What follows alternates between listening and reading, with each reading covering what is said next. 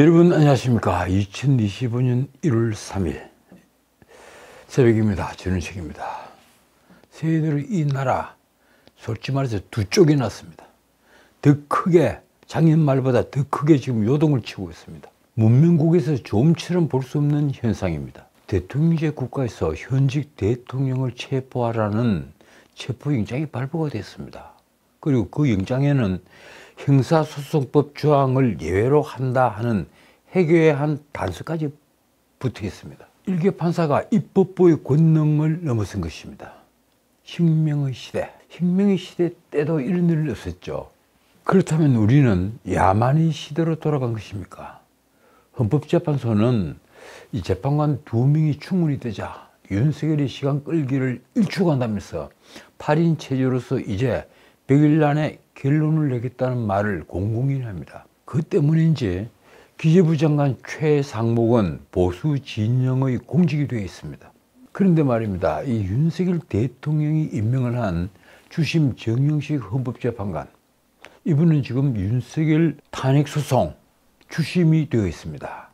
이 주심 정영식은 이 탄핵재판을 형사소송만큼 권리보장이 어렵다 이렇게 얘기를 했습니다. 이렇게 되면 대통령 권한대행 최상목이 12월 30일 헌법재판관 2명을 임명한 것이 윤석열 파면을 노리고 있는 좌파들에게, 그러니까 6대2가 되겠죠. 파면 선고가 나오려면 최소한 6대2. 그 좌파들에게는 한숨을 돌리게 된 사건이 됐습니다. 그래서 8부 능선에 올랐다는 말이 공공연하게 나옵니다. 문제는 문재인이 임명을 한 문영백 헌법재판소장 권한대행 그리고 이미선 재판관, 이 두 사람의 임기가 만료되는 4월 18일까지 남은 시간이 100일이라는 데 있습니다. 좌파들은 어떻게든지 이 두 사람이 헌법재판관으로 있는 동안에 윤석열을 파면시켜야 되겠다, 그렇게 지금 몰아붙이고 있습니다. 헌재가 시간에 쫓겨 결론을 앞당긴다면 윤석열은 어쩌면 6대2 이상으로 혹은 7대1 뭐 이렇게 말입니다. 파면 결정이 날 가능성이 있습니다. 그러나 비상계엄 선포행위가 대통령을 파면해야 할 정도의 내란죄인지 그 여부를 판단하려면 연관된 증언과 진술이 필요합니다. 이 내란죄가 되지 않는다, 이런 헌법학자들도 많이 있습니다. 우리나라 헌법학계의 태도라고 할 수 있는 허영 교수부터 신문에 가름을 써서 내란죄가 되지 않는다 이렇게 단언을 했습니다. 무엇보다도 이 문을 부수고서라도 국회의원들을 끌어내라, 이런 진술은 특전사령관 등의 일방적인 진술로서 윤 대통령은 이를 부인하고 있습니다. 저도 그 진술이 오염됐다고 믿는 사람입니다. 과연 내란죄로 볼 폭동이 있었는지 그걸 또 가리기 위해서는 단시민 헌법재판소 재판에서 충분한 심리가 있어야 할 것입니다. 어떻든 그동안 재판관 6인으로 운영되던 헌법재판소가 8인 체제로 된 것은 결정의 정당성은 확보하게 됐다는 점에서 의미가 있습니다. 헌법재판소법 23조에서 규정한 심리 정족수는 7인이 말입니다. 윤 대통령은 불과 한 달간에 한일과 땅 정도의 신분 변동을 경험하고 있습니다. 한 달 전 윤 대통령은 느닷없이 비상계엄 선포라는 아무도 상상하지 못한 일을 벌였습니다. 도대체 그는 왜 헌법 한쪽에 처박혀 있던 계엄이라는 그 단어를 찾아낸 걸까요? 문명국에서는 전쟁이나 이와 유사한 소요 사태가 벌어지지 않는 한 계엄이라는 조치를 불러낼 까닭이 없습니다. 영화 속에나 나오는 단어였습니다. 윤 대통령에게 계엄을 속삭인 자는 누구일까요? 지금 신문에 나오는 내용을 보면 마치 유신 헌법을 선포할 당시 그 당시 비상계엄과 같은 그런 계획을 가지고 있었습니다. 그러나 정말 그랬을까요? 어떻든 이 계엄을 끄집어낸 바람에, 그 바람에 막다른 골목에 몰려있던 이재명은 천우신조의 기회를 얻었습니다. 몇 달만 더 기다리면, 아니 석 달 내지 넉 달만 더 가면 이재명의 운은 닿을 수 있었습니다. 그런데 윤석열은 참지 못하고 일을 벌였습니다. 그는 그 일로 대통령으로서의 모든 권위를 잃었습니다. 문자 그대로 권위는 땅에 떨어졌습니다. 불과 하루 이틀 만에 말입니다. 모든 언론이 이번에는 윤 대통령에게서 등을 돌렸습니다. 그의 행동이 너무나 어리석기 때문입니다. 어떻든 이제 윤 대통령의 운명은 헌법재판관 8명이 쥐고 있습니다. 윤 대통령 쪽은 1차 변론 준비기일인 12월 27일 오전에야 대리인들 30개를 제출하면서 증거 신청서와 입증 계획서는 아직 헌법재판소에 제출하지 않았습니다. 탄핵소추안이 가결된 날로부터 노무현 대통령은 5일, 그리고 박근혜 대통령은 7일 만에 헌법재판소에 제출했던 답변서를 윤 대통령은 2주가 훌쩍 넘은 지금까지도 제출하지 않은 것입니다. 그런데 그것보다는 현직 대통령에 대한 탄핵소추가 이처럼 급박하게 진행한 경우는 전 세계적으로 그 예를 찾아볼 수 없을 것입니다. 12월 3일 범비상계엄 선포행위가 있고, 그리고 12월 4일 오전 4시경에 비상계엄은 해제되었습니다. 그런데 그 직후에 야당은 마치 이 비상계엄 선포 같은 일을 벌이기를 기다렸다는 듯이 윤 대통령을 탄핵소추로 밀어붙였습니다. 한 번은 표결 불승립, 그래서 일주일 만에 또 탄핵소추안을 발의했습니다. 그래서 또 한 번은 국민의힘 안의 반란표로 결국 탄핵소추안은 가결이 되었고 윤 대통령의 직무는 징수되었습니다. 그리고 그와 동시에 놀랍게도 아무런 주제 없이 수사기관들이 앞서거니 뒤서거니 내란죄 수괴, 윤석열이 신병 확보 경쟁에 빠져들었습니다. 경찰은 국가수사본부, 국수본, 그리고 검찰은 한동훈의 고등학교, 대학교 후배인 서울 고검장이 본부장이 되어 있는 특수본, 거기에다 공수처까지 아주 노골적으로 윤석열을 체포하겠다 이렇게 나선 것입니다. 그 신문에서는 신병 확보 경쟁이라고 났습니다. 현직 대통령을 말입니다. 그 과정에서 현직 대통령의 명예나 위신에 대해서는 어떤 고려도 없었습니다. 그건 곧 이 나라의 명예와 직결되는 문제인데 말입니다. 솔직히 말해 그동안 현직이 아닌 전직 대통령에게도 적용되던 서면조사, 방문조사 등등등 예우 차원의 수사 관행이 윤석열에게는 철저히 무시됐습니다. 무엇을 그리 잘못한 걸까요? 그리고 마침내 윤석열 대통령에 대한 체포영장이 발부가 되었습니다. 공수처의 출석 요구를 3차례나 거절했다는 게 영장 청구의 명분이 됐습니다. 자, 그러면 이 영장 청구는 과연 정당한 청구일까요? 하나씩 좀 살펴보겠습니다. 현역 대통령에 대한 체포영장 청구는 과연 정당한가? 자, 첫째, 공수처는 윤석열 대통령에 대한 국가 원수로서의 지위는 전혀 고려하지 않은 채 거의 잡범 취급을 하고 있습니다. 솔직히 제가 보기에 그렇습니다. 다시 말씀드리지만 현직 대통령에 대한 수사는 내란 외환죄만 가능하다고 볼 것인데 헌법에 그리 적혀 있습니다. 내란죄 외환죄만 가능하다고 볼 것인데 과연 윤석열 대통령의 내란 범죄는 별다른 이론이 없는 것입니까? 전혀 그렇지 않습니다. 저부터 윤석열의 비상계엄 선포 행위는 내란이 되지 않는다고 생각합니다. 전 12월 4일부터 지금까지 줄기차게 논리적으로 이 얘기를 하고 있습니다. 헌법학계의 세계적인 석학 허영 교수는 신문에 칼럼까지 썼습니다. 내란죄가 되지 않는다. 내란죄 구성 요건에 맞지 않는다. 자, 그런데도 공수처는 윤석열을 내란죄 피의자로 몰아가고 있습니다. 그건 나중에 법정에서 판단이 되겠죠. 자, 둘째, 아까도 말씀드린 바처럼 윤석열 대통령에 대한 영장 청구는 국가의 명예와 위신은 전혀 생각하지 않은 행동입니다. 윤석열은 아직도 국가원수로서 국군 통수권자입니다. 지난 방송에서 제가 말씀드린 바처럼 저는 국가의 3요소로 주권, 영토, 국민, 이 전통적인 교과서에 있는 해설보다 오늘날은 이 폭력의 독점, 국가가 폭력을 독점할 것, 그리고 당당한 헌법의 존재, 그리고 국가로서의 명예를 가질 것, 이 3가지라고 생각을 합니다. 자, 그렇다면 이번 공수처의 영장 청구는 두고두고 앞으로 논란이 될 것입니다. 국가의 명예를 이처럼 흔들어버린 일이 없으니까 말입니다. 자, 셋째, 내란죄 수사권이 없는 공수처가, 이거 아주 중요한 문제입니다. 문재인의 검경수사권 조정으로 내란죄 수사권이 없는 공수처가 체포영장을 청구한 것은 헌법과 형사소송법을 위반한 것입니다. 너무나 당연한 얘기입니다. 수사권이 없으면 당연히 그 어떤 영장 청구도 할 수 없습니다. 구속영장 말 것도 없이 체포영장 말 것도 없습니다. 압수수색영장 당연히 청구하지 못합니다. 원칙적으로 내란죄로 윤 대통령에 대한 영장 청구를 하려면 수사권이 있는 경찰이 수사를 하다가 검찰에 체포영장을 신청을 하고, 그리고 이를 검토한 검찰이 법원에 체포영장을 청구하는 그런 절차를 거쳐야 합니다. 지금 내란죄에 대한 수사권은 검찰도 가지고 있지 못하고 오로지 경찰만 가지고 있습니다. 좀 이상하죠. 왜 그랬을까요?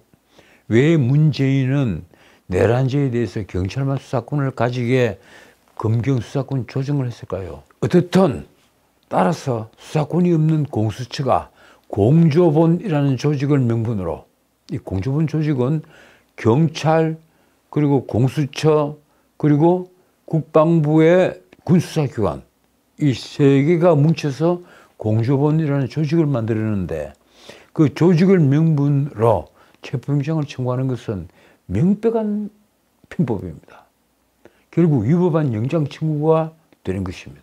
공수처는 외관적으로 경찰과 공조본이라는 조직을 가동을 하고 있지만 어디까지나 영장을 청구한 주체는 공수처입니다. 말하자면 공조본 명의라도 이는 명백한 탈법인 것입니다. 넷째, 이 공수처가 서부지방법원에 체포영장을 청구한 것도 위법 행위이며 탈법 행위입니다. 공수처가 서울중앙지법이 아닌 서부지방법원을 자의적으로 선택한 것을 두고 조선일보는 법원과 영장 담당 판사를 쇼핑했다, 이렇게 썼습니다. 사실 이 얘기는 윤석열 대통령의 변호인인 윤갑근 변호사가 먼저 썼더군요. 이게 판사를 쇼핑한 것 아니냐, 제가 보기에도 그런 의심이 될 수밖에 없습니다. 민주당이 헌법재판관 후보로 추천을 한 정계선 법원장, 그리고 마은혁 부장판사가 모두 서부지방법원 출신이기 때문입니다. 또 영장을 발부한 이순영 부장판사 역시 진보성향 판사 모임인 우리법연구회 출신입니다. 더 기가 막힌 것은 오동훈도 그렇습니다. 결국 공수처는 국가원수를 수사한다며 체포영장을 청구하는 법원과 판사를 선택하는 무리수를 저질렀습니다. 방금 말씀드렸다시피 그 결정을 한 오동훈 공수처장도 우리법연구회 출신입니다. 법조계에서는 우리법연구회 출신끼리 영장 청구와 발부를 한 이 경우를 두고 다른 법원 다른 판사에 따르면 현직 국가원수에 대한 체포영장이 과연 발부되었을까? 그럴 가능성은 거의 없다, 이런 말이 나왔습니다. 결국 우리법연구회는 자신들의 이념을 위해 어떤 꼼수든 부릴 수 있다는 것을 이번에 보여주었습니다. 자, 문제는 윤 대통령 사건은 내란이든 아니든 공수처에 기소권조차 없다는 것입니다. 이게 또 기가 막힙니다. 공수처는 일반 사건에 대해서는 기소권을 갖지 못하고 서울중앙지검으로 보내서 기소를 요구하게 되어 있습니다. 그런데 외환 내란의 범죄 외에 대통령은 재직 중에 형사소출을 당하지 않습니다. 그리고 내란죄라 하더라도 중앙지검이 관할 법원은 중앙지법이 되는 것입니다. 어떻든 윤 대통령 측은 서부지원에 체포영장을 청구를 한 것을 두고 원칙과 전례에 반한다며 헌법재판소의 권한쟁의 심판과 체포영장 효력정지 가처분 신청을 했습니다. 다시 말씀드리지만 공수처법은 공수처가 기소한 사건의 1심 재판을 서울중앙지법이 관할하도록 규정을 하고 있습니다. 그런데 유독 윤 대통령 체포영장을 서울중앙지법이 아닌 서울 서부지방법원에 청구를 한 것입니다. 영장을 발부한 판사는 아까 말씀드렸다시피 진보성향 판사 모임인 우리법연구회 출신 이순영입니다. 자, 다섯 번째, 이 체포영장을 발부한 이순영 판사는 놀랍게도 영장에 형사소송법 110조와 111조 적용을 예외로 한다, 이렇게 적었습니다. 예외로 한다? 아마 이 말은 두 조항의 효력을 배제한다는 뜻일 겁니다.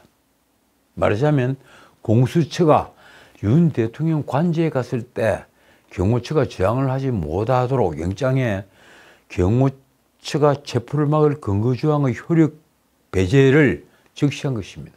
이게 과연 가능할까요? 불가능합니다. 말도 되지 않습니다. 형사소송법 110조는 군사상 비밀을 위하는 장소는 책임자 승낙 없이 압수수색을 할 수 없다 이렇게 규정을 하고, 그리고 111조는 공무원 또는 공무원이었던 자가 소지 보관하는 물건에 관해서 공무소가 직무상 비밀에 관한 것임을 신고를 하면 공무소의 승낙 없이 압수수색을 못한다는 규정입니다. 그런데 이 두 조항을 이순영 판사는 임의로 효력을 배제시킨 월권을 저질렀습니다. 월권 정도가 아닙니다. 입법부의 권능을 완전히 무시한 겁니다. 판사가 영장을 통해 법률의 효력을 임의로 배제할 수 있다면 단순히 상권분립을 위반하는 걸 넘어 경우에 따라서는 법은 언제든 권력의 노예가 될 수 있습니다. 도대체 이 정도의 생각을 가진 자가 어떻게 판사직에 있을 수 있는 것입니까? 헌법재판소의 위헌 결정만이 법률 효력을 정지시킬 수 있는 것입니다. 그런데 굳이 영장에 그런 내용을 포함하지 않아도 체포영장은 압수수색 영장과 달리 경호처에서 집행을 막을 법적 근거가 매우 희박합니다. 그런데 이순영은 왜 영장에 사족을 달아서 위법 논란을 자초했을까요? 법원의 영장 발부도 하나의 재판으로 법률과 양심에 따라 해야 합니다. 이순영은 법을 어긴 것을 넘어 헌법을 파괴했습니다. 사법부가 민주주의를 파괴하는 원흉이 된 것입니다. 헌법의 파괴를 바꿔 말하면 뭔지 아십니까? 바로 쿠데타입니다. 그래서 묻겠습니다. 판사가 왜 정치를 하는 것입니까? 이순영 판사는 왜 정치를 했습니까? 나는 어제 YTN 방송에 나가서 적어도 대법원장이 이 문제의 심각성을 안다면 당장 이 판사의 직무부터 정지를 시켜야 한다. 판사를 더 하게 해서는 안 된다. 이 요구를 했습니다. 이 문제가 알려지자 현직 부장판사가 법원 내부망인 코트넷에 비판의 글을 올렸습니다. 같은 부장판사끼리인데 이 성금석 부장판사, 부산지방법원의 부장판사는 판사가 입법을 하면 안 된다 이러면서 이순영 판사를 아주 직격을 했습니다. 성 판사는 진상규명과 적법한 조치까지 요구를 했습니다. 형사소송법 제110조, 111조의 적용 예외를 명기한 체포수색영장이 발부된 것이 사실인지 확인 및 진상규명과 적법한 조치를 희망한다. 말도 안 되는 짓을 판사가 했다는 얘기입니다. 성 판사는 우리 모두가 알고 있는 내용을 아주 압축을 해서 이렇게 적었습니다. 판사는 법을 지켜야 하는 공직자일 뿐 재판을 하면서 법 위에 서거나 법률 위에 군림해서는 결단코 안 된다. 판사와 법원은 입법을 하면 안 된다. 법원은 피의자 피고인이 그 누구라 할지라도 무죄 추정의 원칙을 부인하거나 훼손해서는 안 된다. 아주 중요한 말입니다. 자, 윤 대통령 측은 이처럼 체포영장이 불법적인 영장이며 당연 무효라고 주장을 합니다. 저 역시 내란죄 수사권이 없는 공수처가 윤 대통령을 내란죄 피의자로 적시하여 체포영장을 청구한 것은 월권이며, 그렇게 해서 발부된 체포영장은 안에 무슨 사족이 붙어있든 말든 간에 무효라고 생각을 합니다. 수사권이 없는 공수처가 어떻게 해서 체포영장을 청구를 할 수가 있는 것입니까? 무엇보다 사법부의 일개 판사가 사법 적극주의를 넘어 제 멋대로 법률 적용까지 배제를 시키는 위법한 영장을 발부해서 대한민국의 역사를 바꾸려 들었습니다. 공수처의 체포영장 청구와 관할 것도 없는 판사가 현재 국가원수에 대해 영장을 발부함으로써 대한민국의 위신과 명예는 이제 땅에 떨어졌습니다. 국가의 명예를 위해 얼마나 많은 이들이 피땀을 흘린 줄 공수처장과 영장을 발부한 판사는 모르는 걸까요? 오동훈에게 정말 묻고 싶습니다. 당신은 국가의 명예를 위해서 무엇을 했습니까? 지금까지. 왜 우리가 태극기를 보고 경례를 하는지 그들은 알기는 하는 걸까요? 어떻든 일개 판사가 대한민국 법령의 효력마저 제 마음대로 결정을 했습니다. 도대체 그런 자를 판사로 임용한 자는 누구입니까? 어쩌다 이 나라가 이렇게까지 추락을 했습니까? 윤석열 대통령이 1일 서울 한남동 관제 앞에 모인 탄핵 반대 시위대에 편지를 보냈습니다. 어떤 신문은 입장문을 보냈다 이렇게 설명했습니다. 그는 그 편지에서 12월 3일 담화문과 똑같은 말을 했습니다. 나라 안팎의 주권 침탈 세력과 반국가 세력의 준동으로 지금 대한민국이 위험하다. 저는 여러분과 함께 이 나라를 지키기 위해 끝까지 싸울 것이다. 그러자 민주당은 극우 세력 동문영이라고 비난했습니다. 박지원 의원은 윤석열이 지지자들에게 직접 지시를 내렸다 이렇게 말했습니다. 솔직히 윤 대통령 주변에 보좌하는 사람들이 있었다면, 아니 정진석 비서실장이라도 좀 만날 수 있었다면 윤 대통령이 사용한 용어는 좀 더 순화되었을 것입니다. 윤 대통령이 야당 등 자신이 반대하는 세력을 주권 침탈 세력이라고 한 것이 헌법재판소 심리에 결코 유리하지 않을 것이기 때문입니다.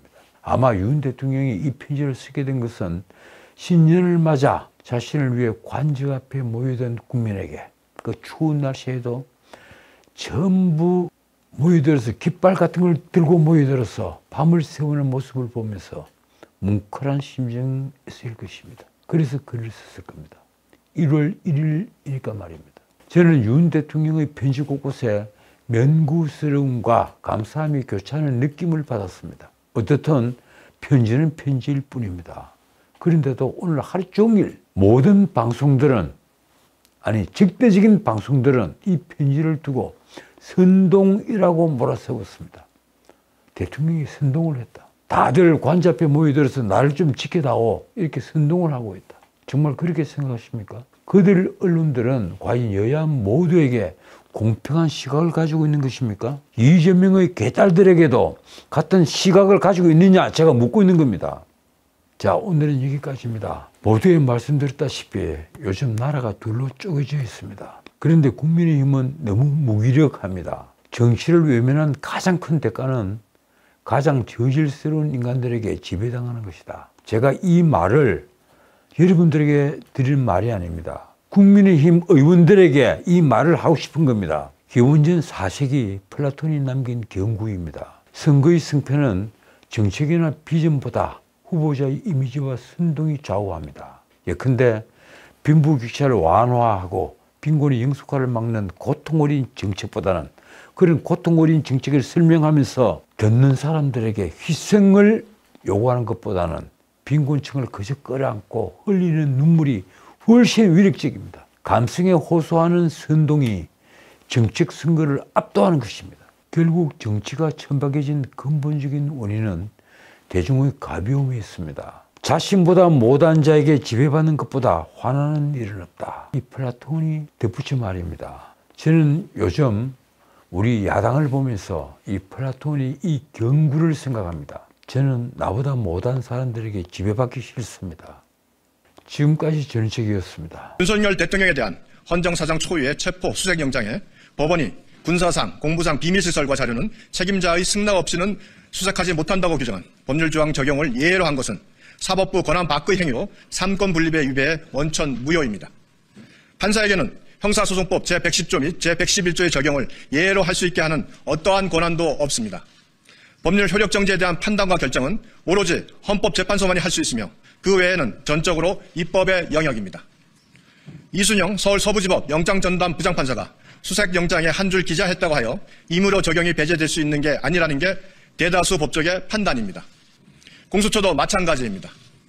공수처가 대통령의 직권남용죄에 대한 수사권이 있긴 하나 헌법 제84조에 따라 내란 또는 외환의 죄가 아닌 직권남용죄로 현직 대통령을 수사 및 기소할 권한은 갖고 있지 않습니다.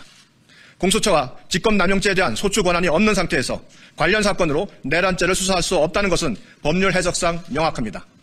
또한 내란죄에는 직권남용죄가 당연히 흡수되므로 공수처는 어떻게 해석해도 수사 권한이 없습니다. 이러한 법률상 한계가 명확함에도 공수처가 내란죄 수사를 한다며 영장 발부에 유리한 법관을 선택하기 위해 일부러 서울 서부지법을 골라 청구했다는 의혹이 제기됐고 진보 성향 판사 모임인 우리법연구회 출신의 영장 전담 판사가 홀로 있는 서울 서부지법에 영장을 청구했습니다. 판사 쇼핑이라는 우려와 비판이 충분히 예견되었음에도 공수처가 서울 서부지법에 영장 청구를 강행한 것은 편법과 꼼수를 넘어 대한민국 형사사법제도의 붕괴를 불러오는 노골적인 법치 파괴 행위입니다. 국정 혼란을 틈타 대한민국 무정부 상태를 노리는 세력들의 불법 폭력 시도도 극단으로 치닫고 있습니다. 실제로 민노총은 내부 공지를 통해 1월 3일 자정까지 복면을 착용하고 집결해 경호처 총기 사용을 유도하고 총기 사용 시 일제히 관저 진입 계획까지 하달하였다는 믿기지 않는 제보도 들어오고 있습니다. 이와 같은 총체적 논란을 자초한 법원과 공수처의 체포영장 청구와 관련된 위법성 논란은 향후 수사와 재판 결과에 대한 시비까지 불러올 것이 자명합니다. 법원과 공수처는 지금이라도 민주당의 무도한 인민재판식 여론몰이에 동조하는 행태를 즉시 중단해야 합니다. 공수처는 법률상 내란죄에 대한 수사권이 있는 경찰에 즉시 사건을 이첩하는 것이 논란을 최소화하는 것입니다. 이번 사태에 대한 재판 결과가 법치주의와 민주주의 미래에 지대한 영향을 미치는 만큼 오로지 증거와 법리, 양심에 따라 공정하게 판단하고 수사할 것을 강력히 촉구합니다.